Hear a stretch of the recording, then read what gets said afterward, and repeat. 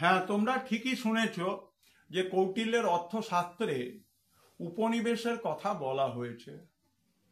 এবং আমরা ভারতবর্ষের প্রাচীন ইতিহাস যদি আমরা দেখি তাহলে দেখব যে সেই সময় প্রাচীন পৃথিবীতে ভারতবর্ষের গোটা পৃথিবীময় কিন্তু উপনিবেশ ছিল।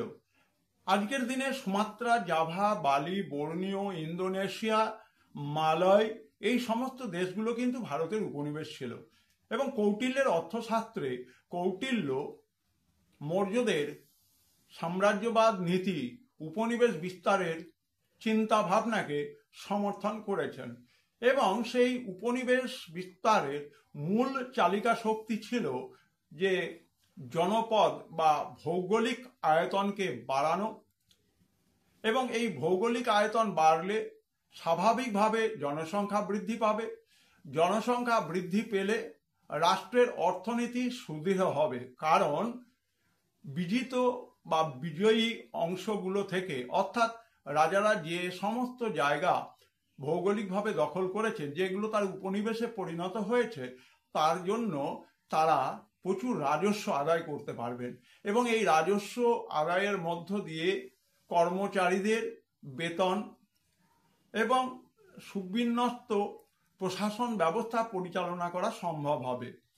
তোমরা কেন in the light off history ইতিহাসের আলো ইউটিউব চ্যানেলটি দেখবে বা দেখো? তার কারণ হচ্ছে এখানে ইতিহাসের অত্যন্ত গুরুত্বপূর্ণ তথ্যগুলোকে তোমাদের সামনে সহজ সরল প্রাঞ্জল ভাষায় তথ্য এবং তত্ত্ব দিয়ে সাজানো হয়।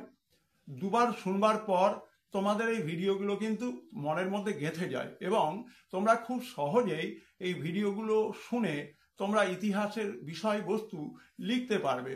এবং কৌটিল্য উপনিবেশ বিস্তারের সঙ্গে তার বিদেশ নীতির অংশ হিসেবে সাম, দান, ভেদ, দ্বন্দ্ব এই চারটি নির্ণায়ক নীতির কথা বলেছেন।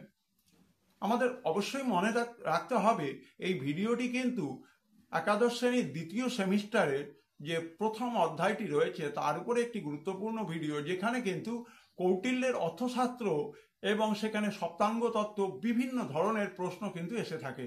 তোমরা অবশ্যই চ্যানেলটির সঙ্গে থেকো, চ্যানেলটিকে সাবস্ক্রাইব করো। যারা এখনো এই চ্যানেলটি সম্পর্কে জানে না তাদের জন্য শেয়ার করো। সবাই ভালো থেকো, সুস্থ থেকো।